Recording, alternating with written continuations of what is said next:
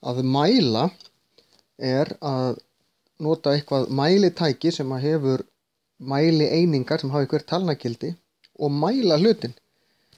Það er hægt að mæla marga mismunandi vegu. Einfaldasta leiðin er að mæla með reglustiku. Það er búið að ákveða fyrirfram hvað 1 cm á að vera langur.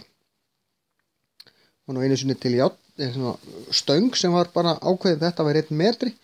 Í dag eru notaðar nákvæmari mælingar til þess að staðla hvað 1 cm er. Svo ef við ætlum að mæla þetta strik hérna, þá berum við reglustikuna við og þetta eru cirka 4 cm ef við gefum okkur að þessi reglustika sé í centimetrum. Við þurfum sérst mælitæki sem er með mælanlegum kvarða, sem að mæleiningarnar fá okkur tölugildi, og svo þurfum við að mæla hvað er þetta mörg, svoleiðis, í þessu tilfelli margir sentimetrar.